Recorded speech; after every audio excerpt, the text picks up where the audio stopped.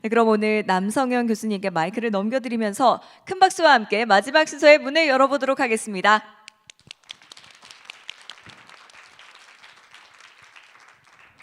네, 여러분 반갑습니다. 마지막 SFC 톡 진행을 맡은 서울대학교 지구환경과학부 남성현 교수입니다. 아침부터 계속 참석하신 분들 진짜 좀 지치실 수 있는데요. 저도 아침부터 계속 참석을 했습니다. 그래서 그 기조 강연에서부터 그 유명한 그 킬링 곡선을 보여주시고, 그래서 그 킬링 곡선 아시죠?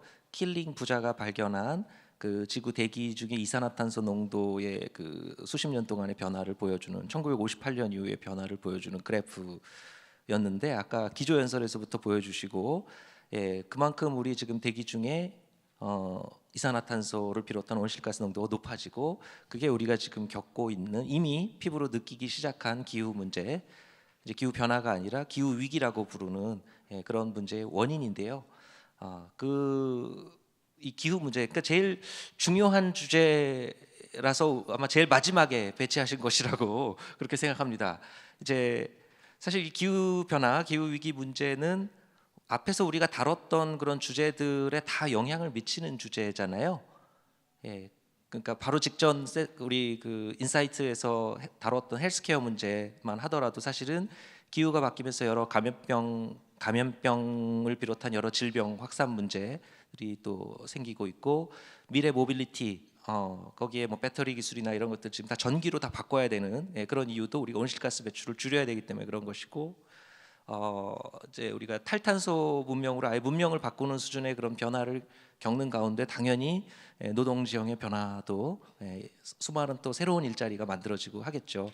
그래서 다 이런 앞에서 다룬 주제들의 근간에 영향을 미치고 있는 이 기후 문제, 거기에 대해서 이제 이 마지막 우리 SFC 톡에서는 한번 생각해 보려고 하는 건데요. 그 올해 주제인 이 AI와 인공지능과 이 기후 위기라는 두 뜨거운 화두에 대해서 오늘 두 분의 연사분들을 모시고 우리가 이야기를 나눠보려고 합니다. 자, 그럼 첫 번째 강연을 시작을 할 건데요. 처음 우리가 모신 분은 영국 유니버시티 칼리지 런던에서 지구 시스템학과 교수이자 또 기후과학자이신 마크 마슬린 교수님입니다. 마크 마슬린 교수님은 유니버시티 칼리지 런던의 이제 기후 위기 그랜드 챌린지라는 그런 연구 프로젝트의 공동 부위원장을 맡고 계시고, 또 영국 의회의 환경감사위원회에서 기후 변화와 안보 조사 전문 자문관 이런 것들을 맡고 계신데요. 또 2012년, 그러니까 꽤 오래 전이죠. 그때는 인공지능 지리분석 전문 기업 이런 것도 공동으로 설립을 하셨었고, 그 외에도 많은 활동을 통해서 이 기후와 기술의 접목 이쪽으로 많은 고민을 하고 계신 그런 분이십니다. 자, 여러분, 마크 마슬린 교수님을 큰 박수로 모시겠습니다.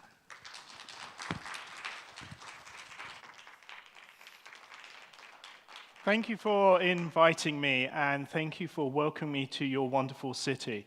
What I hope to do in the next 20 minutes is explain to you how AI can help us with climate change. We had a meeting beforehand to sort this wonderful session out, and we did point out that perhaps climate change is the most important aspect and perhaps shouldn't have been left till last, because it impacts on health, it impacts on jobs, it impacts on transport. And so this is going to be one of the defining moments of our century. Because climate change is the greatest threat to humanity. Everything is going to change because of it. So if we look at temperatures, global temperatures, and as you can see from 1850 to the present day, have gone up massively. In the last year, 2023, temperatures hit 1.48 degrees above pre-industrial temperatures. And in the last 12 months, we have broken the 1.5 aspirational target set by world leaders in 2015 in Paris. But of course, most people don't like curves, wiggly lines and things like that. So my brilliant friend, Professor Ed Hawkins in Reading University, created, as you can see underneath, the warming stripes. And these are the warming stripes for Seoul. As you can see, 1850, reasonably cold, and all the way to last year, very, very hot. And I gather you've had one of the warmest, if not the warmest, summer on record. The warming stripes can also be a fashion. So you can have a tie. If you happen to be a CEO, but I notice many of those have left, they can afford a Tesla. I can't. And of course, you can wrap it in the right colors. I can afford the t-shirt as I'm an academic. I'm not going to afford the leggings. Okay, I don't have the legs for it. And of course, we've all suffered from, of course, having to wear a face mask. But coming back to reality, in 2023, there were 220 extreme climate events around the world. Every single continent was affected, and the number of people dying from extreme weather events was 30% higher last year than the previous year. And as you can see, Southeast Asia is not immune from these extreme events. So what can we do about it? So the 1.5 degree target, even though we have passed through it, it may cool down slightly because of the switch of El Nino, but what we have to do is rapidly decarbonate. So if we want to get rid of carbon, we need to decarbonize by 2050. We need to get to net zero emissions. Now, that's going to be hard because 2023 was the most greenhouse gases ever emitted by humanity. And I say greenhouse gases because the amount of carbon dioxide did actually drop.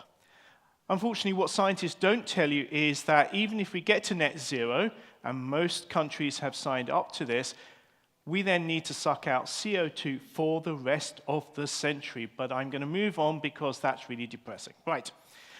There's another thing that we have to consider. 80% of today's energy is produced by fossil fuels. In Korea, you have 60 coal-fired power stations creating electricity. But electricity demand and energy demand is going to double by 2050. So you're going to have to produce 180% of today's energy as renewables. But here's the really positive. $3 trillion is put into energy investment every single year. So there is the money to actually shift to renewables.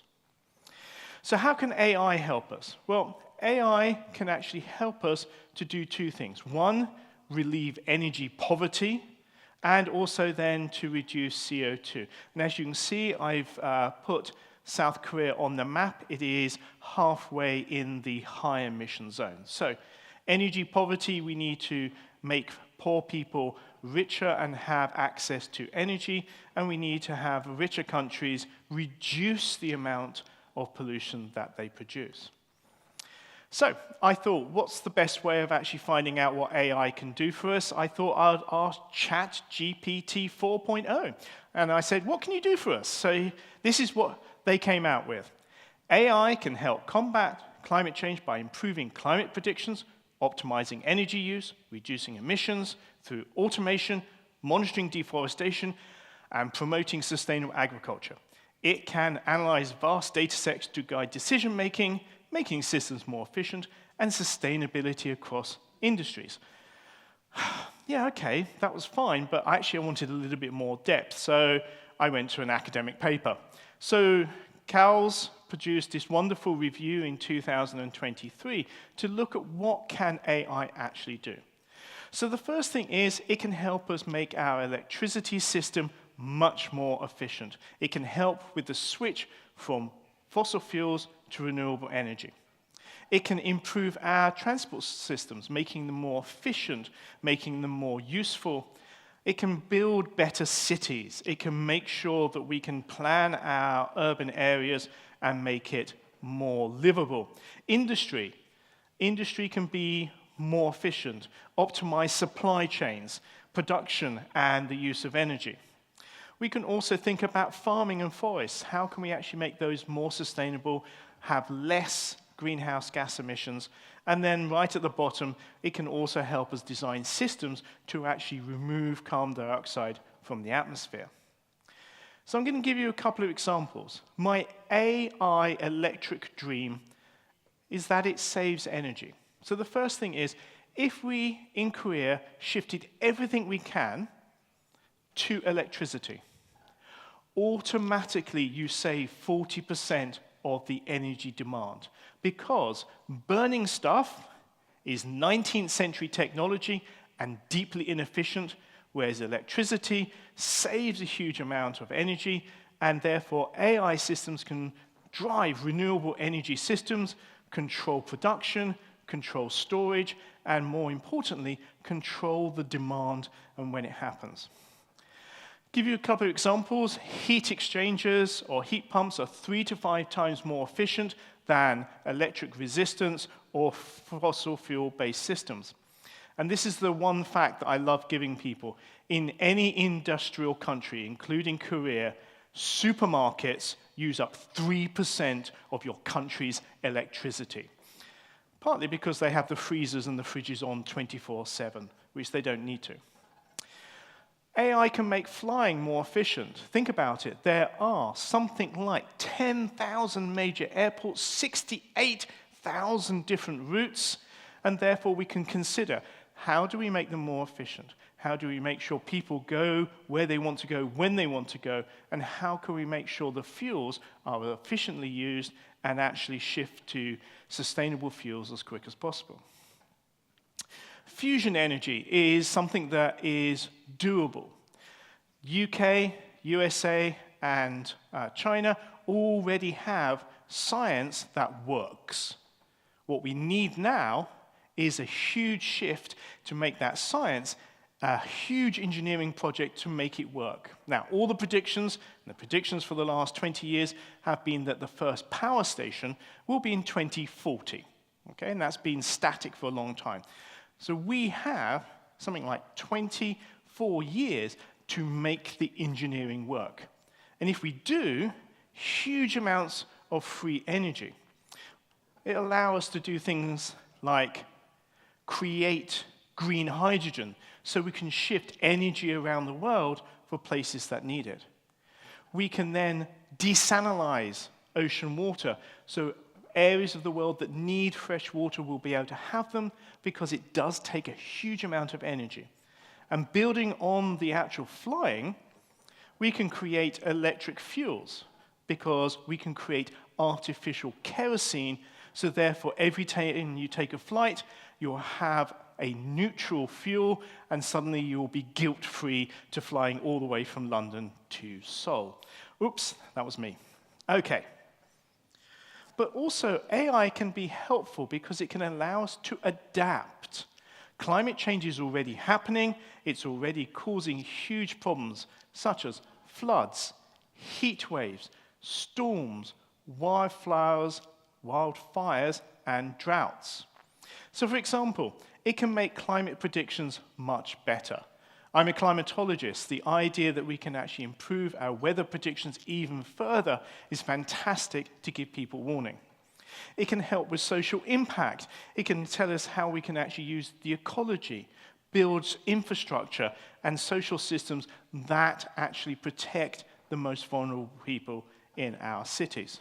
It can help us with geoengineering. How do we reforest vast areas of the world? How do we protect our wetlands and rewild the world? It can also help us with individual actions, making sure that we understand our own personal footprint, how we can model social interactions, and how we can inform policy and actually design markets that work for us and not just for the billionaires. And of course, has obvious education and finance rhetoric. But climate change, is it a friend or is it foe? What are the limitations when we come to thinking about AI? And of course, what did I do? I went back to ChatGPT 4.0 and said, look, what are the limitations? You know, tell us what your problems is with you. And it actually came up with some really good answers, actually, better than the solutions. Data quality and availability. AI, we've heard this again and again, relies on vast amounts of good, accurate, real-time data. The energy consumption, which I'll get onto, AI consumes a huge amount of electrical energy. The complexity of the climate system. We have been trying to predict the climate for hundreds of years. It is a very complicated system, and even though AI will help, of course, we're never going to get it perfect. There's also implementation challenges. AI solution has barriers. There may be something really sensible. I've gone into companies with a solution, and they've gone, oh, yes, but it's new technology. And therefore, we find that lots of industries are deeply conservative and resistant to change. And then there's the ethical concerns. AI solutions may unintentionally exacerbate inequalities or be misused. And I'll come back to that. So, my biggest AI limitation is garbage in, garbage out. If we do not have high-quality data, then guess what? You're not going to get sensible answers out. But also, I think the first thing is you have to ask the right questions. AI is stupid, okay? If you take anything from this conference, AI is stupid. Repeat the mantra, repeat the mantra.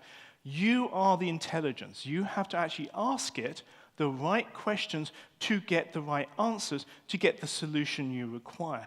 And therefore, we really need to think about training people of how to use AI. Again, energy demand.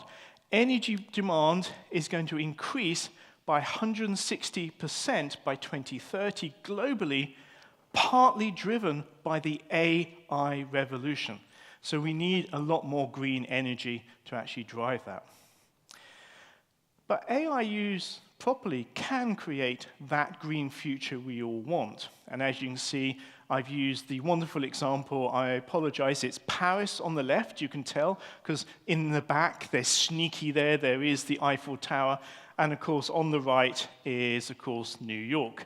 And people who are slightly more mature in the audience may recognize the actual picture. It is from the original film Planet of the Apes. But you have to be really old, and my students look at me like I'm from the Dark Ages. Okay, so what can we do? So I have some recommendations. The first one is we need to set up a global observatory. We need to document AI being used successfully to combat climate change. We shouldn't have to have every country trying to actually produce their own solutions. We should be able to share best practice. We need incentives to actually develop a sustainable, scalable response to climate change that uses AI technology. We also need to ensure that only high-quality data is used to empower AI systems. We need to train people to ask the right questions, and I think that is the burden on our education system and our university system. We also need to increase collaboration between data providers and technical experts, both in private and the public sector. And this is something that Korea does very well.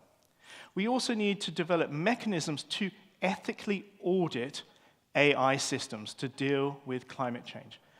And I'll step back here and say, why do I say that? So for example, imagine you are a fossil fuel company and you have access to AI. So what you're going to ask AI is, how can I maximize my production?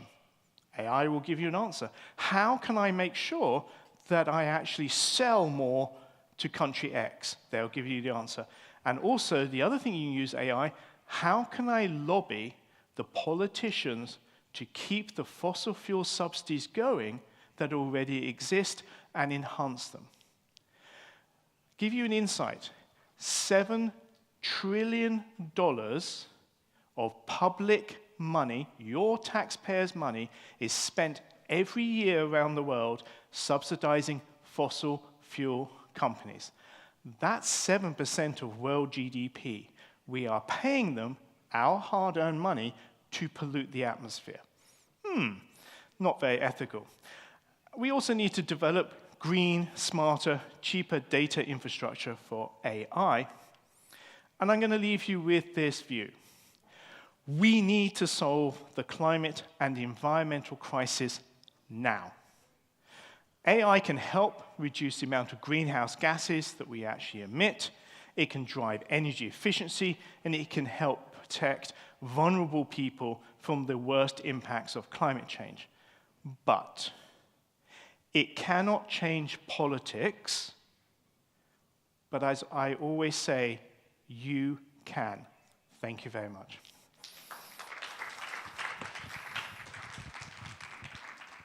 네, 발표 잘 들었습니다.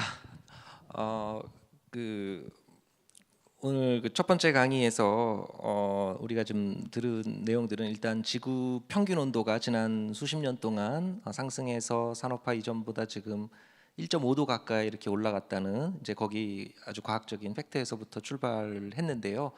예, 근데 단순히 지구 평균 온도만 올라간 건 아니죠. 우리가 1.5도 지구 평균 올라갔다고 더운 거 아니잖아요. 네, 서울도 덥고 그랬는데 그러니까 국지적으로 어떤 곳에서 일시적으로 수십 도 이상 이렇게 올라가고 영상 40도, 50도, 뭐 올여름에 인도 어디는 70몇 도까지 올라갔었다 그러는데 바닥에 신발을 안 신으면 화상을 입는 그러니까 그런 극단적인 클라이밋 익스트림 아까 그 극단적인 기후 그런 것들도 작년 한 해에 곳곳에서 이렇게 벌어지면 많은 피해를 봤던 이제 그런 것들도 보여주셨고 이런 기후 어떤 위기 상황에서 AI가 어떻게 도움이 될 수 있는가 두 가지 방향으로 이야기를 해주셨어요. 사실 우리가 기후 위기를 푸는 해법이 두 가지라고 저도 어디서 이렇게 이야기를 하는데 그럼 질문을 하시더라고요. 정말 두 가지만 하면 됩니까? 이러시더라고요. 네, 두 가지만 하면 됩니다. 되게 쉬워 보이지만 사실 그게 어렵죠. 하나는 아까 기후 변화 속도가 너무 빠르니까 이걸 늦추는 완화 노력, climate mitigation, 기후 변화 완화 노력을 해야 되고 그래서 온실가스 줄이고 배출량 줄이고 2050년, 60년 이번 세기 중반까지 탄소 중립 가려는 그런 노력이잖아요. 그리고 또 하나는 변하는 기후에 적응하는 거, adaptation, climate adaptation. 이 두 가지 관점에서 AI가 얼마나 효율적으로 또 많은 사람들을 보호하면서 이렇게 기여할 수 있는지 긍정적인 부분도 이야기를 해주셨고요. 또 그렇지만 뚜렷한 한계를 가지고 있다는 점. 특히 저는 그 데이터 부분이 인상적이었는데요. 우리가 쓰레기 데이터를 입력하면 쓰레기 결과가 나온다. 네, 그러니까 결국 데이터에 의해서 그 인공지능이라는 걸 학습을 하기 때문에 결국 어떤 데이터를 우리가 주느냐 입력이 굉장히 중요하다 하는 부분을 또 강조를 하셨어요. 그래서 AI가 정책을 결정하진 않으니까 그런 부분에서 우리의 역할이 굉장히 중요하다 하는 것들을 좀 느낄 수 있는 시간이었던 것 같습니다. 자, 그러면 다음으로 우리 이제 두 번째 연사님을 모시겠습니다. 이 기후 위기 나아가서 지금 당장 행동해야 된다는 면에서 이제 기후 비상 이렇게도 표현을 하는데요.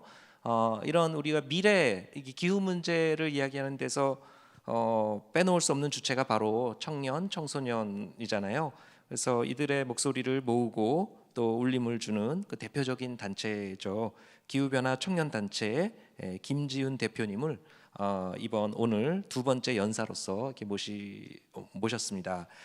실제 기후변화 청년단체는 국가나 지방 단위의 기후환경 정책에 관련해서 또 해외에 있는 청년들과 협업을 진행하고 또 기후변화 당사국 총회 등에서 한국 청년들의 목소리를 전하는 다양한 활동들을 하고 있습니다. 여기 김지훈 대표는 시민사회 활동뿐만 아니라 이전에 월드뱅크에서 환경 분야 컨설턴트로도 근무하면서 정책 그다음에 국제적 협업 이런 것들에 대해서 많은 경험을 가지고 계신데요. 그러면 김지훈 대표를 큰 박수로 모시겠습니다.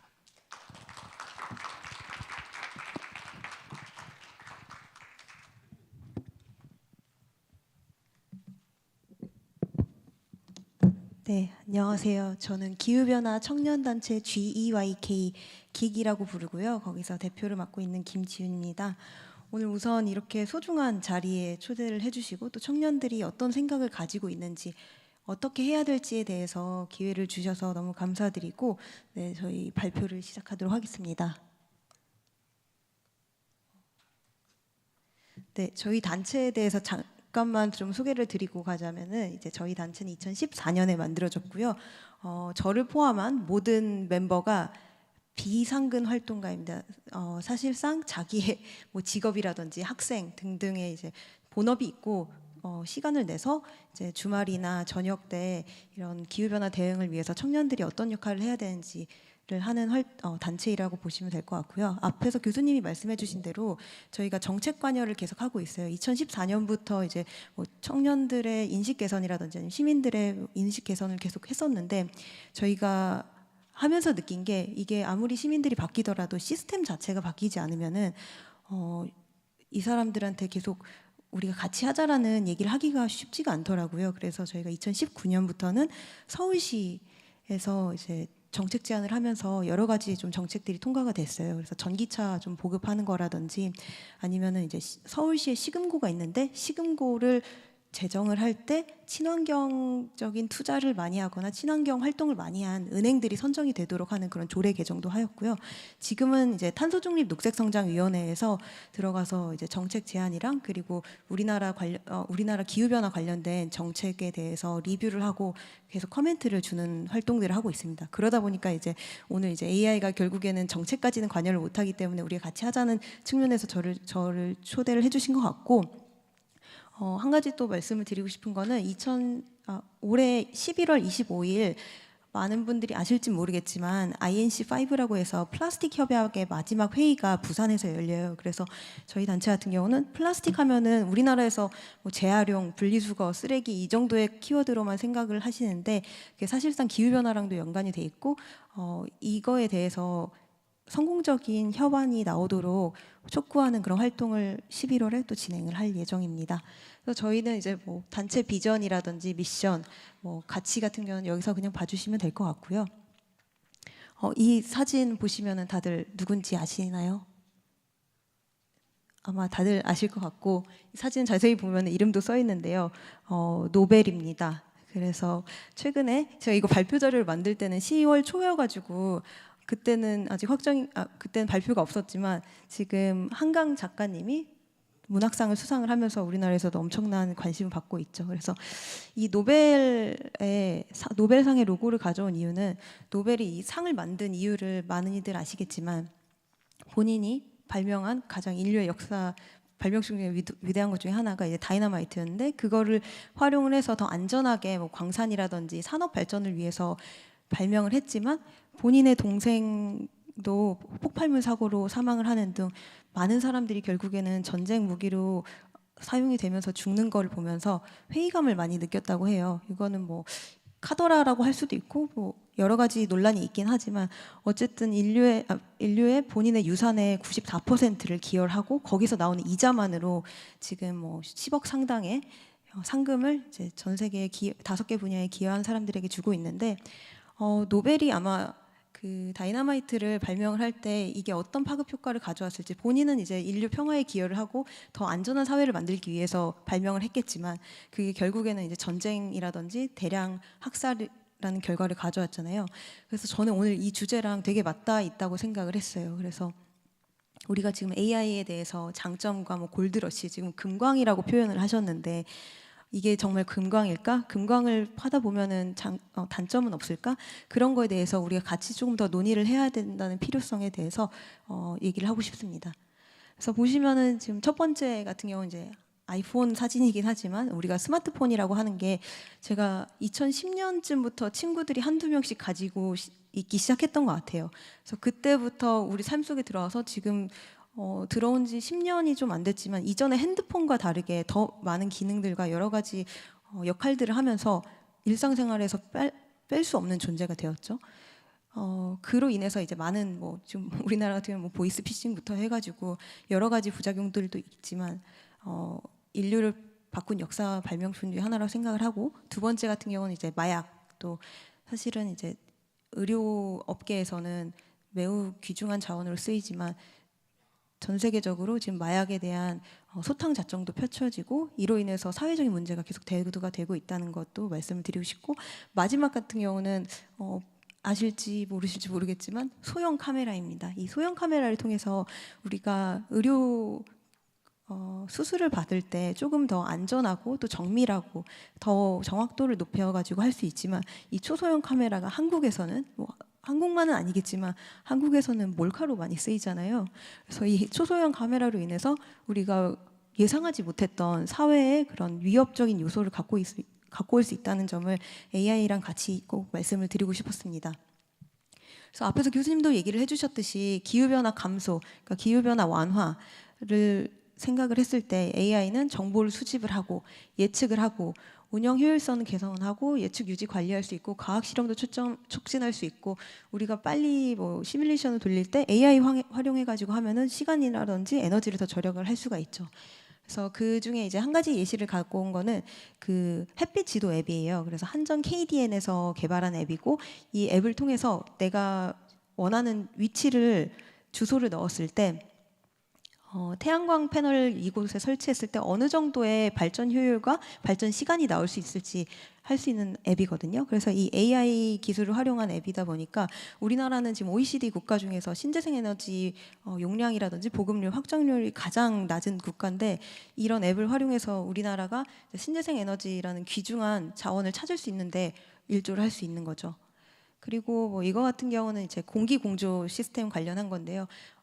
지금 이 공간이라든지 아니면 우리가 일상통에서 사랑하는 공간 혹은 공장 등에서 온도, 습도 등의 이제 조절을 사람이 일일이 하는 것이 아니라 AI로 분석을 해가지고 뭐 전력도 절약을 하고 그리고 피크 타임에 비쌀 때 이거를 덜 써가지고 경제적으로 좀 더 효용을 높인다던가 그리고 결국에는 사람한테 가장 최적화된 온도 혹은 뭐 생산품에 최적화된 온도 이런 것들을 저절로 해줄 수 있는 그런 역할도 있는 것 같습니다. 그래서 예시는 이 정도고요.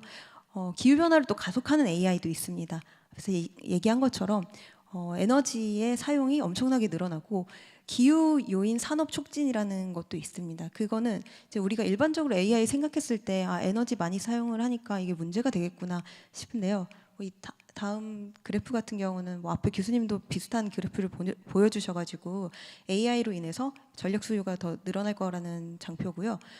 제가 얘기하고 싶었던 거는 기후변화 가속하는 AI 뭐가 있을까라고 했을 때 그 인스타그램이라든지 아니면 쇼핑몰 같은 데에서 AI들이 이제 뭐 본인의 퍼스널 컬러를 분석을 해준다든지 아니면 당신의 뭐 내일에 맞는 옷을 추천을 해주든지 해서 쇼핑이라든지 그 소비를 계속 부추기는 측면이 있어요. 그래서 이 AI가 활용함으로써 우리는 더 많은 자원을 불필요한 자원을 소비를 하게 되는 거죠. 그래서 그런 측면에서도 사실은 AI가 많이 활용이 되고 있다는 걸 우리가 아직은 인지가 좀 낮은 것 같습니다. 그래서 AI 시대의 청년의 제안이라고 해서 갖고 왔는데 왼쪽 같은 경우는 정보통신윤리의 기본 원칙이라는 게 있어요. 그래서 이게 2000년대에 우리가 지금은 빼놓을 수 없는 또 그 WWL 인터넷 자체에 대해서 우리가 어떤 윤리를 가지고 가야 되는지를 우리나라에서 발표를 했었던 것 중에 하나고 아마 많은 분들이 지나가다 오다가다 뭐 아니면 교육에서든 이런 걸 보셨을 것 같아요. 되게 당연한 내용이지만 이런 걸 또 명문화함으로써 사람들에게 인지를 시켜주는 건데요. 오른쪽에 이제 가져온 거는 유럽연합 같은 경우는 이제 AI 관련된 윤리집을 2019년에 발표를 했습니다. 그래서 이 윤리집을 살펴보면은 일단은 19페이지에 보면은 이제 나중에 기회가 되시면 한번 찾아보시면 좋을 것 같은데 19페이지에 AI 자체에 대해 AI가 환경적인 그 파괴력을 갖고 있기 때문에 더 지속 가능한 에너지를 사용을 해야 되고 또 AI로 인해서 발생될 수 있는 탄소 배출에 대해서 전 지구적인 전 생애 주기를 다 고려를 해가지고 개발을 해야 된다. 그리고 활용을 해야 된다라는 내용이 들어가 있습니다. 우리나라 같은 경우는 2020년에 과기부에서 내놓은 AI가 있는데 그 AI 윤리가 있는데요. 그 AI 윤리에는 대부분 이제 뭐 거짓 정보 유포라든지 아니면은 요새 또 문제가 되고 있는 딥페이크 영상 등에 대해서 뭐 개인적인 뭐 범죄라든지 이런 것에 대해서 대부분 다뤘고 사실은 제가 환경, 탄소, 뭐 지속 가능성 이런 거에서 키워드를 검색을 해도 전혀 나오지가 않더라고요. 그래서 우리나라에서는 아직까지는 이런 논의가 없다라는 거였습니다. 그래서 우리가 이제 지금 추구해야 되는 거는 그린 AI라고 해가지고 다들 직관적으로 느끼실 수 있겠지만 이 AI 자체가 기후 변화를 감소하는 데 사용이 되어야 되고 또 AI 자체가 기후 변화를 최소한으로 야기시키는 방향으로 발전이 되어야 된다는 것입니다. 그래서 아까 전에 말씀드렸던 유럽연합 사례에서도 보면은 이제 쭉 이런 가이드라인이 있고 뒤쪽에 그러면은 AI가 어떤 새로운 기회들을 가져올 수 있을까 해서 예시를 들거든요. 가장 첫 번째가 기후변화 대응이었어요. 기후변화 행동, 기후변화 대응. 그래서 유럽연합에서는 이런 AI가 기회도 있고 위협이 되고 있다는 걸 모두 이 가이드라인에 담았었고요. 그래서 우리가 지금 해야 되는 거는 이제 공론화와 교육인 것 같습니다. 이 두 가지는 사실 상호 보완적인 관계이기 때문에 이게 알게 되면은 또 더 이거를 말하고 싶고 혹은 어디선가 이걸 들었으면 더 알고 싶잖아요. 그래서 우리가 지금 이 자리에서 AI 윤리를 이제 만들어 나갈 때 우리나라에서 발표한 2020년의 윤리는 저는 앞으로도 계속 업데이트가 될 거라고 생각을 해요. 그때 청년들이 해야 되는 거는 앞으로 우리는 AI 시대에서 저는 거스를 수 없다고 생각을 하거든요. 그때 우리가 가야 될 방향성과 그리고 지향점을 같이 계속 얘기를 해야 더 나은 방향으로 기술이 흘러갈 수 있지. 그렇지 않으면은 우리가 겪었던 것처럼 많은 부작용들을 예측하지도 못하게 맞을 수 있다고 생각을 합니다. 그래서 저는 마지막으로 저희 청년들이 여기 얼마나 오셨을지는 잘 모르겠지만 이런 인식을 가지고 계속 목소리를 내는 거에 역할을 해야 된다라고 말씀을 드리고 싶습니다. 감사합니다. 네, 김지훈 대표님 발표도 잘 들었습니다. 그 AI라는 어떤 툴을 우리가 어떻게 쓰느냐에 따라서 우리가 기후 변화 문제를 더 완화시킬 수도 있고 더 가속화시킬 수도 있고 두 가지 측면을 먼저 다 정리를 해주셨는데 특히 그 부정적인 면과 관련해서는 단순히 이게 계산량이 많아서 전기를 많이 쓰는 이제 그런 문제, 앞으로 전력 수요가 훨씬 증가하는 이제 그런 문제뿐만 아니라 또 불필요한 자원 소비를 부추긴다거나 이제 이런 방식으로도 또 부정적인 영향이 있을 수 있기 때문에 우리가 경계할 분들이 좀 있다는 부분을 좀 소개를 해주셨고요. 또 그 이제 윤리라는 부분을 굉장히 강조를 해주셨는데 그 정책적인 부분 윤리 그런 부분을 위해서 이제 청년의 제한, AI 그 사용에 대한 제한으로 그린 AI 이런 것들을 이야기를 해주셨고. 거기서 이제 핵심은 제가 느끼기에는 그런 공론화, 그러니까 공적으로 많은 사람들이 모여서 이런 기후 문제에 대해서 논의를 하고 AI라는 툴을 어떻게 이 문제를 푸는데 활용해야 될지 공론화해서 이야기를 나누고 교육을 하고 그래서 보다 많은 사람들이 어떤 인식을 같이 하는 그런 부분이 어떤 해결의 방향이 아닐까 그 발표를 보면서 그런 생각이 좀 들었습니다. 자, 그 정도로 요약을 일단 했고요. 자, 그러면 이제 지금부터는 이제 대담 시간을 가지도록 하겠습니다. 제가 두 분 발표자께 몇 가지 질문을 드리고요. 답변을 듣는 그런 순서로 대담을 진행을 하겠습니다. 먼저 그 마슬린 교수님께 질문을 드릴게요. 근데 오늘 발표 중에 사실은 이 답변을 주시긴 했는데 또 리마인드도 드릴 겸 이제 청중분들의 리마인드를 위해서도 우리 한번 다시 생각해 볼 필요가 있는데 첫 번째 기후 변화 완화 노력과 관련해서 미티게이션 하는 부분과 관련해서 2050년까지 우리는 그린하우스 가스 온실기체 배출량을 급격히 줄여서 넷 제로의 탄소 중립에 도달을 해야 되는데 AI가 과연 이런 탄소 중립 도달을 우리가 하도록 어떻게 도울 수 있겠는지 그 부분에 대해서 구체적인 혹시 사례가 있다 그러면 그런 것들을 함께 이야기해 주시면 좋을 것 같습니다. Thank you very much. So AI is going to be absolutely essential on the energy transition. The reason being is we're moving from a relatively simple system whereby you burn stuff, it creates steam, it creates electricity, and you then ship that electricity to your factories and to your homes. What we're moving to is a much more complicated system where electricity is produced by renewable energy, whether it's solar panels, whether it's wind, geothermal, tidal, and or sort of like hydro. It may even be produced by nuclear and then hopefully in the future by fusion. So we're going to have this complicated network of different energy sources. We will need to store some of it, because it won't actually fit when the demand is highest. And therefore, what we need is AI systems in two respects. Firstly, we need it in the home and in the factories to actually control demand. So for example, if you go to your house and you say, look, I'm going to set the system to say, I would like this temperature, warmth, and this temperature, cooling, you then let the AI do everything else to actually make sure your house is the right temperature. You may also then learn how to actually, it's going to switch your refrigerator on and off, it's going to actually look after your washing, it's going to look after your dishwasher, and put it on when the electricity is the cheapest for you. On the other side, it can then actually manage this complicated input system from different sources to actually allow the actual production of energy, the storage of energy, and the demand to completely match up and make it an incredibly efficient system. That's the beauty of AI. It maximizes efficiency and it makes our lives simpler.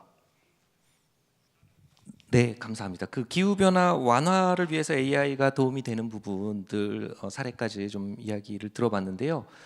우리가 기후 변화 이 완화를 하기 위해서 탄소 중립을 하기 위해서 AI를 활용해서 노력을 하고 탄소 배출량을 줄이고 탄소 중립에 도달하기 위해서 노력하는 동안에도 기후 지금 지구 평균 온도는 계속 상승을 할 거고 우리가 누적 배출량이 있기 때문에 점점 더 안 좋아지는 상황으로 당분간은 더 지속이 되겠죠. 한 10년 정도는 계속 더 안 좋아지는 상황으로 간다고 전망이 되는데 그럼 결국 우리는 여기에 또 적응을 해야 됩니다. 기후변화 완화 노력을 하는 동시에 이 변하는 기후에 적응을 하지 않으면 극단적인 자연재해부터 시작해서 여러 가지 감염병, 물 문제, 식량 문제, 난민 문제까지 각종 파급으로 우리가 굉장히 피해를 많이 보잖아요. 그래서 이런 사람들을 보호하고 기후 변화에 적응하기 위해서도 또 그 과정에서 또 AI의 도움이 필요할 수 있는데요. 과연 AI가 우리가 이런 기후 변화에 적응하는 데에도 어떤 도움을 줄 수 있겠는지, 특히 뭐 그 해수면 상승이라든가 극단적인 그 기후 이런 부분에 대해서 사람들을 보호할 수 있는 그런 툴로서의 어떤 AI 활용 가능성 그런 부분은 어떻게 생각하시는지 그것도 여쭙고 싶습니다. Okay, so I will give you a beautiful example of Bangladesh. In the 1970s, cyclones that hit Bangladesh killed over 300,000 people. And what they did was they decided that they would set up their own meteorological agency. They would actually check and make sure that they understood what the weather was and when the storms were coming. And then they did something very simple. They set up a communication network. And this was based on villagers actually listening to radios and then cycling to the next village, go, have you heard, there's a cyclone coming. And this is a very simple story because by 2000, they were losing less than 1,000 people per year to cyclones. And the simple story is, it's about communication. If you prepare people for extreme events, if you build your houses to make sure that they are avoiding flooding, if you have air conditioning in homes, and trust me, in the UK, we don't because we never expect it to get hot, okay? And it does. If you do those sort of things, you can adapt to changing climate. Because remember, human beings live everywhere. We live in the Arctic at minus 35 degrees, and the Inuit thrive in those conditions. They hate it when it gets too warm. We live in sub-Saharan Africa. We live in Arabia where you have temperatures over 50 degrees.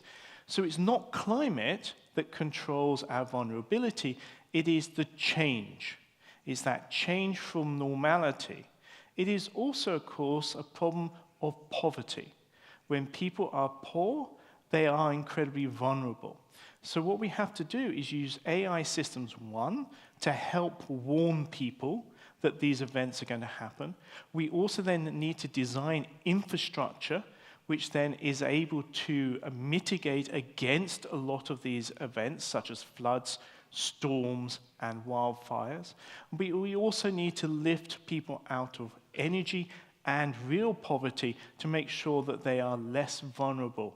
And so AI can actually help with all of those, but it's then thinking about society as holistic as possible, because it's about supporting everybody and protecting everybody, not just the billionaires.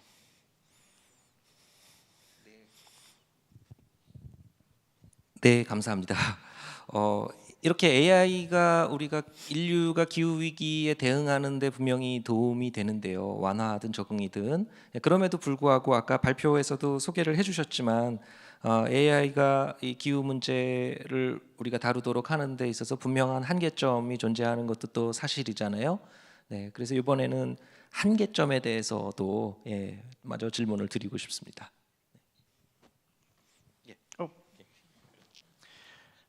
The limitations of AI are basically us. So it's about, are we willing to change? And what I think is interesting about humanity and humans, you know you don't like to change, okay? You upgrade your phone to the next, and you hate it. But within sort of like a day, oh, it's fantastic. Okay, we don't like change, but we are incredible, adaptable creatures. And so therefore, what we have to do is have politicians and systems in place that allow us to change in a gentle way that we can cope with. And I think that's where AI comes in, because it makes life simpler. Think about things on your phone. Think about doing research. All of those are now made a little bit simpler because of AI. The limitations are, do we want to change? Do we have the politics and the politicians who are going to help us change? Are we willing to actually share our wealth with everybody, so everybody is lifted out of extreme poverty? And the last one is, can we actually see a future that we want to be? And I think we can also use AI to imagine that future. Of course, we've all seen the incredible movies, you know, sort of like Blade Runner, where it's all dark and dystopian and we're all doomed, etc. But what's really interesting, and I hope this is happening here in Asia as well, but in Europe, it's a very different. Post-COVID, people are desperate for that positive vision of the future, where nature comes back, where we are actually living a much better life. And so I'm going to repeat what Gert said at the beginning of this whole conference, which is we need a positive future. We need a future that we look forward to and that we have hope for, and therefore we're going to use AI as a tool to get to that future. 네, 감사합니다. 결국 미래는 우리가 만들어가는 것이다. 네, 그 앞에 그 다른 세션하고 인사이트를 통해서도 제가 좀 개인적으로 느꼈던 부분인데, AI 시대에도 그 AI를 활용하는 우리 인간들이 어떤 퍼포스 목적을 가지고 어느 방향으로 미래를 우리가 상상해서 끌고 가느냐, 이게 정말 중요한 부분이라는 생각이 좀 드네요. 네, 그럼 이번에는 김지훈 대표께 질문을 좀 드리겠습니다. 그러니까 이런 지금 청년들 중에는 이 기후 변화 문제에 그렇게 관심을 보이지 않는 사람들도 있는 것 같아요. 특히 우리 사회에서는 전반적으로 기후 변화 문제에 대한 관심이 상대적으로 적은 편인 것 같아요. 이제 최근에 좀 코로나 팬데믹 이후에 바뀌고 있는 것 같은데, 그런데 청년들이 이 기후 변화 문제에 꼭 경각심을 가져야 하는 그런 이유, 그 다음에 청년들이 할 수 있는 어떤 행동, 액션이 있다 그러면 어떤 것일까요? 네, 그 청년들이 기후 변화에 관심을 가져야 되는 이유는 그 유명한 오바마 대통령의 말이 있어요. 우리는 기후 위기를 겪는 첫 번째 세대이자 바꿀 수 있는 마지막 세대이다라는 말이 있거든요. 그래서 이미 1.4도 정도까지 이미 평균적으로 상승을 했다고 하더라고요. 우리가 목표로 하는 1.5도가 달성이 안 될 확률이 되게 높아지고 있는데, 우리가 지금 할 수 있는 거는 이제 감시자이자 제한자가 되어야 될 것 같습니다. 특히 이제 청년들이 더 관심을 가져야 되는 이유는, 제가 계속 강조를 하는 것 중에 하나는, 교수님께서도 얘기를 뭐 10년 후에는 좀 나아질 거라고 얘기를 하셨는데, 저는 사실 계속 악화될 거라고 보고요. 이 이산화탄소라는 가스의 특징 자체가 다른 환경 문제랑 다른 것 같아요. 일단은 우리가 뭐 예전에 태안의 기름 유출 사건이라든지 아니면 여러 가지 뭐 미세먼지라든지 이런 환경 오염 문제를 우리가 겪을 때 보면은 어떤 식으로 눈에 보이거나 아니면 냄새가 나거나 아니면 겪을 수가 있거든요. 근데 이런 이산화탄소는 기본적으로 무색의 무취이다 보니까 무미이기도 하고요. 그러다 보니까 우리가 올라가는 거를 체감을 하지를 못하고 이게 또 이산화탄소가 공기 중에 방출이 되자마자 이제 활동을 하는 게 아니에요. 한 30년 동안 가만히 있다가 그때부터 이제 활동을 하다 보니까 지금 우리가 1.4도 정도 올라갔다라는 이 이산화탄소도 사실상 산업화 시대에 배출이 되었던 이산화탄소가 지금 온도 상승 야기를 하고 이 이산화탄소는 우리가 공기 중에서 제거를 하지 않는 이상 바꿀 수가 없거든요. 그러다 보니까 지금 우리가 배출하고 있는 이산화탄소에 대해서 누가 배출을 했고 이걸 누가 책임을 질 것인지에 대해서 태그를 하지 않으면은 이게 앞으로 20, 30년 뒤에 어떠한 현상을 가져왔을 때 아무도 이거에 대해서 지적을 하거나 비판을 할 수가 없는 상황이에요. 그러다 보니까 청년들이 이 상황에서 나중에 책임을 묻거나 혹은 지금이라도 액션을 가져오기 위해서는 계속 관심을 가져야 된다는 거를 꼭 말씀을 드리고 싶고요. 단순히 그냥 날씨가 변화해서 와인이 뭐 비싸진다, 초콜릿이 비싸진다, 뭐 배추가 금값이다 이런 건 정말 표면적인 문제인 것 같아요. 그래서 예를 들어서 뭐 쪽방촌에 침수가 나서 사람이 죽는다든지 아니면 몇 년 전에도 있었고 계속 이제 이런 일들이 계속 일어나는데 예를 들어서 뭐 터널에 갑자기 폭우가 와서 뭐 20대 청년이 집에 가는 길에 사망을 했다. 이런 일들이 계속 일어날 거거든요. 그래서 앞으로는 더 우리가 삶에서 예측할 수 없는 일들이 많아질 것인데 이에 대한 주요 요인을 기후변화에 대해서 책임을 묻고 또 그거에 대한 목소리를 계속 내야 된다라고 얘기를 드리고 싶고 AI 측면에서 어떤 걸 해볼 수 있을까 저도 이제 오기 전에 고민을 해봤어요. 근데 기사 중에 봤더니 우리나라의 이제 대표적인 IT 기업 카카오랑 네이버가 있잖아요. 그래서 카카오랑 네이버도 이제 본인들이 매년 탄소 배출을 얼마나 했는지 계산을 해가지고 보고서를 내거든요. 그거를 봤을 때 네이버는 확연하게 늘었고 카카오는 거의 유지 수준이라고 해요. 그래서 그 이유를 봤더니 네이버 같은 경우는 그 클로바 쪽에서 AI를 열심히 개발을 하다 보니까 에너지 소비를 많이 하고 이게 자연스럽게 탄소 배출량으로 이루어졌고 카카오는 아직 그 정도까지 열심히 하고 있지는 않아서 그렇다. 근데 카카오도 이제 AI 서비스를 출시를 하면은 비슷한 수준이 될 것이다라는 내용이 있었고 네이버 같은 경우는 97%가 이 데이터 센터 AI 개발하는 거에서 나왔다고 해요. 그래서 이제 이 AI를 개발을 할 때 청년들이 네이버에 문의를 하는 거죠. 문의를 하거나 제안을 하는 거예요. 당신들이 지금 개발하는 AI가 친환경적이거나 지속 가능성을 위해서 혹은 탄소 배출 감소를 위해서 어떤 노력을 하고 있는지 질문을 넣는 것만으로도 저는 자극이 된다라고 생각을 해요. 아마 한국 사회에서 민주주의가 저는 여러 방식으로 되게 많은 변화를 일으켰다라고 생각을 하는데 저 어릴 때나 뭐 그때만 하더라도 드라마 주인공이 뭐 죽을 예정이었는데 그 시청자들이 왜 죽이냐 저 사람을 지금 이거 말이 안 된다라는 식으로 이제 항의 메일을 보내면은 드라마 뭐 결론이 바뀐다든지 지금은 이제 인터넷이 더 확산되다 보니까 뭐 어떤 사람이 잘못을 했어 그럼 사적인 뭐 이렇게 응징을 한다든지 이런 것들이 있잖아요. 그래서 우리가 목소리를 내면은 바꿀 수 있는 부분들이 더 많고 특히 한국 사회에서는 소비자가 왕이다 혹은 소비자 중심의 얘기가 있다 보니까 그런 것들이 필요하다고 생각을 하거든요. 저도 이제 아까 전에 말씀드렸듯이 회사를 다니고 있는데 회사에서는 큰 방향을 결정할 때 기후변화가 중요하지, 뭐 생물 다양성이 중요하지, 뭐 AI가 중요하지. 물론 CEO 분이 결단을 내릴 수 있어요. 근데 그거보다 더 효과적인 거는 소비자들의 목소리라고 생각을 해요. 그래서 실무자들이 예를 들어서 그 서울시청 공무원이요. 나무 가지치기를 너무 많이 했다라고 민원이 많이 들어와요. 그러면 한 100개가 들어오면은 이게 지금 시민들이 관심이 있는 이슈입니다라고 보고를 할 수 있고 그거를 가지고 변화를 일으킬 수 있거든요. 그러다 보니까 이제 저는 가장 청년들이 하기 쉬운 거는 내가 이거에 대해서 의문을 가질 때 질문을 한다든지 제안을 한다든지 그쪽에 답변을 요구를 받으면은 네이버 입장에서도 이런 이상한 민원을 하는 애가 한두 명 있네라고 하다가 이런 사람들이 1000명, 2000명 이렇게 되잖아요. 그럼 이게 이제 안건으로 올라가거든요. 이걸 우리가 어떻게 대응해야 될지 저는 거기서 우리가 힘을 보태야 된다라고 생각을 합니다. 네, 감사합니다. 예, 드라마 주인공의 운명까지 바꿀 수 있는 이 민주적인 이 소통. 근데 제가 굉장히 공감이 돼요.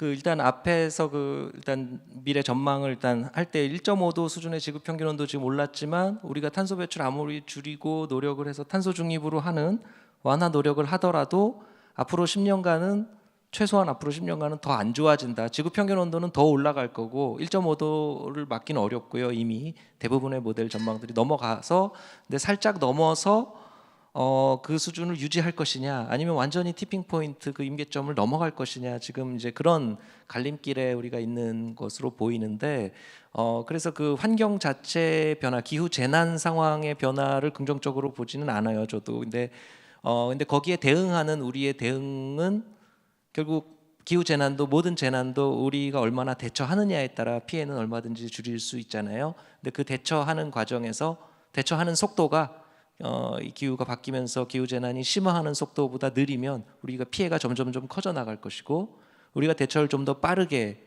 획기적으로 한다 그러면 그 피해를 줄여갈 수 있을 텐데 그럼 빠르게 획기적으로 대처를 높여 나갈 때 AI가 어떤 도움을 줄 것인가? 예, 그런 측면에서 봤을 때 저는 지금 김지훈 대표님이 지금 이야기하신 우리나라에서의 그런 방식들 예를 들면 키워드 같은 것들을 통해서 보다 많은 사람들이 이렇게 생각을 하게 되면 그 바텀업 어프로치로 그 의사결정이 이렇게 되는 그런 우리 그 민주적인 시스템에서 유권자, 소비자, 투자자인 많은 개개인들의 생각 이런 것들이 결국 모일 때 그 기후 위기에 대한 대응도 더 그 AI를 이용해서 더 긍정적인 방향으로 할 수 있지 않을까 그런 희망을 좀 읽었습니다. 네. 그러면 이번엔 다시 마크 마슬린 교수님께 질문을 좀 다시 드리겠습니다. 아까 강의 때 이제 그 추천하는 그 몇 가지 추천에 대해서 말씀을 하셨는데요. AI가 우리 이 기후 위기 대응하고 어떻게 그 기후 위기에 우리가 어떻게 대응하는지 그거를 우리가 AI를 어떻게 강제를 해야 되는지 네, 그런 부분에 대한 어떤 추천 사항들을 이야기를 해주셨어요. 예, 거기서 특히 뭐 데이터, 저는 데이터에 관련된 부분이 흥미롭게 특히 들었는데요. 좋은 퀄리티의 데이터, 또 데이터를 또 관측을 해서 수집하고 하는 이런 부분들도 이야기를 해주셨는데, 예, 그 추천하시는 방법에 대해서 어떻게 AI를 다루어야 우리가 이 기후 변화와의 전투에서 승리할 것인가? 네, 거기에 대해서 한 말씀 들으면 좋겠습니다. So I think the most important thing about AI is for people to be aware of it. And I also think that one of the most powerful forces we have is the youth. And I have to say, it has been incredible where you see young people actually protesting and actually demonstrating about climate change. Politicians have stepped back and listened. And I think that's really important. And I think we can use that real voice about AI because it is the younger people who are understanding AI, using AI, actually training to actually build better AI systems, and therefore they understand the underlying technology and also the threats. And what I would like to see is governments taking AI seriously. We have the EU taking it seriously with regulations, but we need every single government to sit down and go, what are the regulations? Beyond that, we need international collaboration. So we have the Conference of the Parties for Climate Change. We have the Conference of the Parties for Biodiversity. What we need into the future is we need the Conference of the Parties for AI. We need all 196 countries to come together every single year and throughout the year to discuss AI. How do you regulate it? How do you control it? How do you share it? And how do you make sure that rogue nations, and there are a few quite close by here, that do not use it for the wrong reasons. So I would think that is probably the first and most important thing with AI, but I'd be interested what you say. 네, 감사합니다. 그 AI 규제를 위한 어떤 세계적 연대, 이런 부분도 또 글로벌 연대도 강조를 해주셨는데요. 이번에 김지훈 대표님께 또 질문 하나 더 드리겠습니다. 그 앞으로 기후 변화랑 관련해서 AI가 이제 어떤 형태로든 진화할 텐데 어떤 방향으로 진화하는 거를 원하시는지, 네, 그 뭐 전망이라 그럴까요? 희망, 쪽으로 이야기를 해주신다면.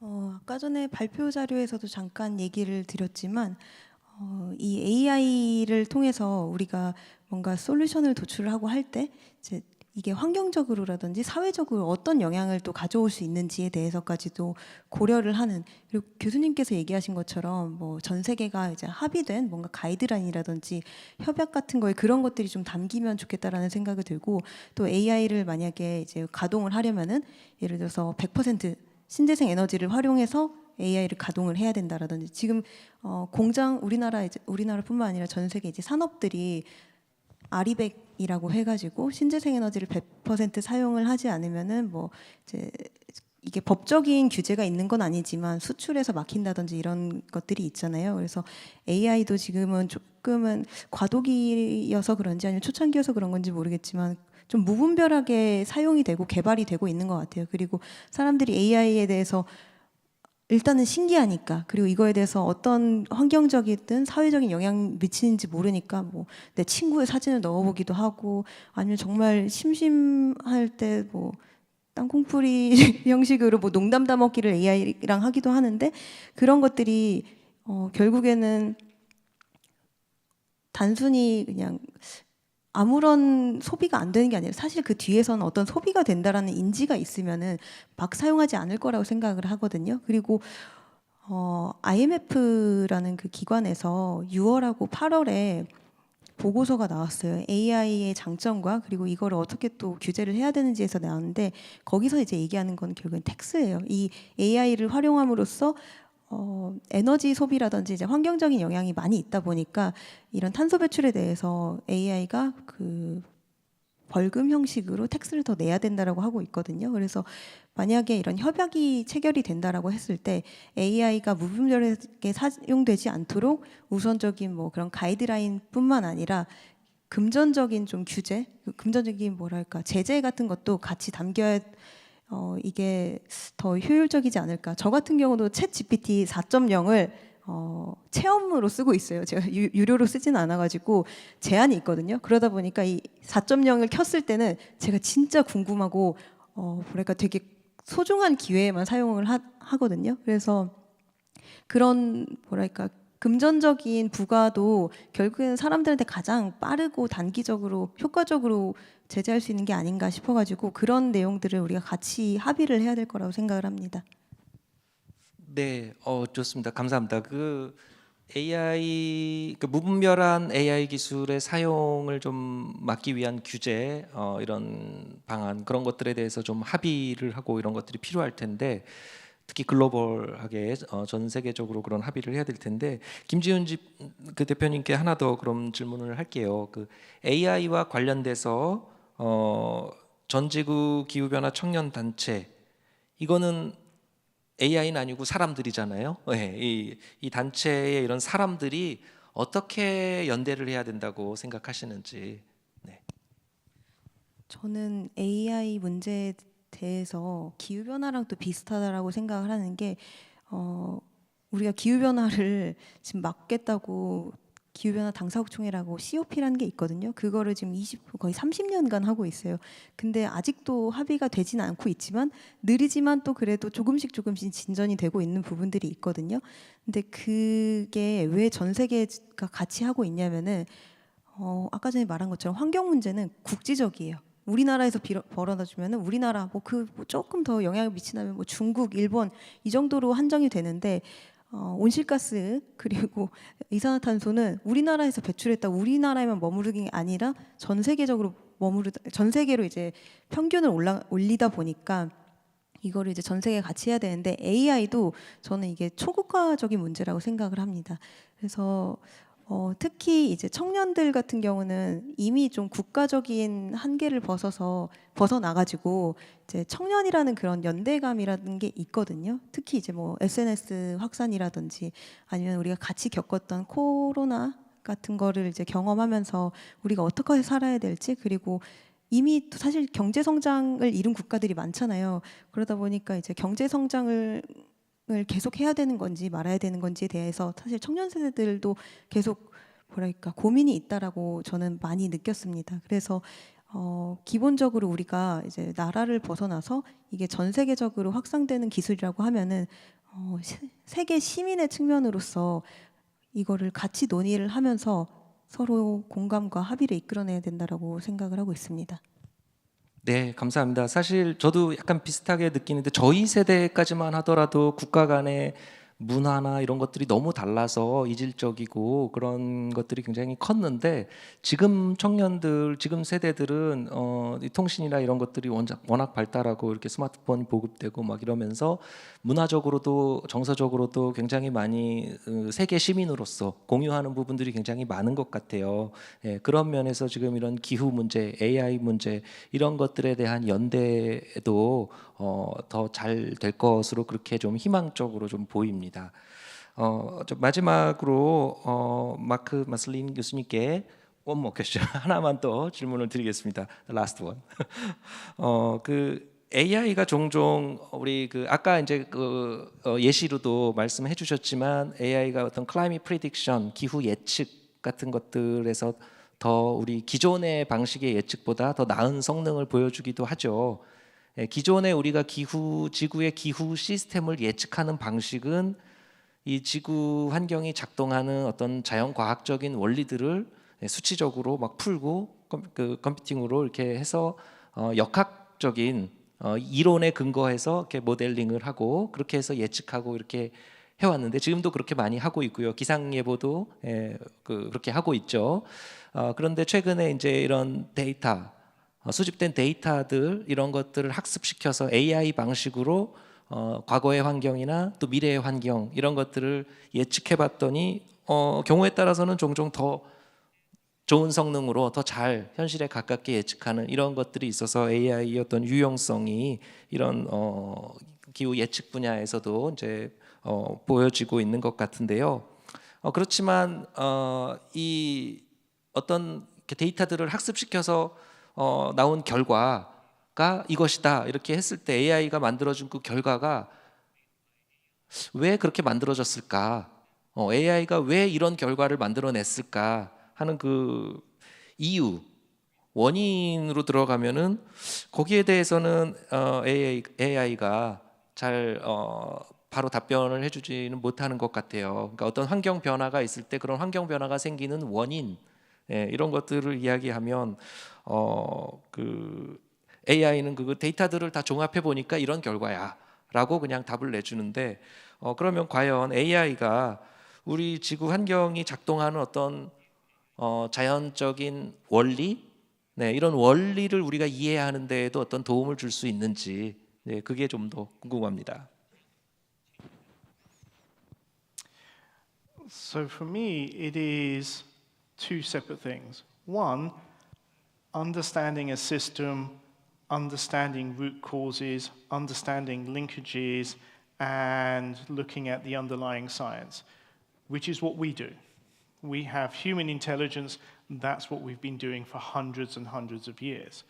But there are some tasks when we want to process huge amounts of satellite data, we have huge amounts of ocean data, and we want to process that as quickly as possible. Now, we've had supercomputers, but now we can use AI to speed up that processing. And we can use AI to look at particular questions in the environmental sector. So we can look at what is the relationship between sea surface temperature and the genesis of cyclones. But AI is not going to tell us that warmer temperatures create cyclones. We have to actually have the understanding of the system to do that. And this is why in my talk I said you have to ask the right questions. We are the intelligence, we have the wisdom, we have to ask the right questions.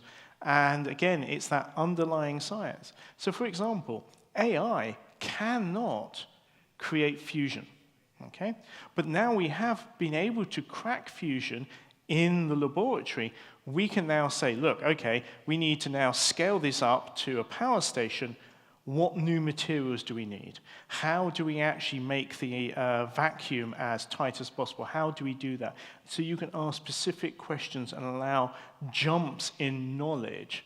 But no, AI is never going to be an Einstein, a Monet, or the wonderful sort of like Korean writer that's just won the Nobel Prize. AI does not create.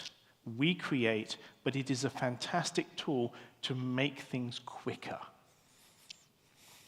네, 감사합니다. 어떻게 보면 오늘의 결론이었던 것 같은데요. AI가 정말 빠르게 잘 만들어낼 수는 있지만 정말 창조하는 거는 어떻게 보면 artificial intelligence, 인공지능이 아니라 human intelligence, 바로 우리들의 지능인 것 같습니다. 예, 기후 문제를 대응하는 데 있어도 우리의 지혜, 지성이, 지능이 더 많이 필요하지 않을까, 예, 그렇게 생각이 되고요. 여기까지 해서 오늘 이 FSC 톡으로 클라이밋 크라이시스 기후 위기에 대한 톡은 마치도록 하겠습니다. 다시 한번 오늘 발표를 해주신 두 분께 뜨거운 박수 부탁드립니다. 네, 마지막까지 유익한 말씀 전해주신 세 분께 다시 한번 감사 인사드립니다.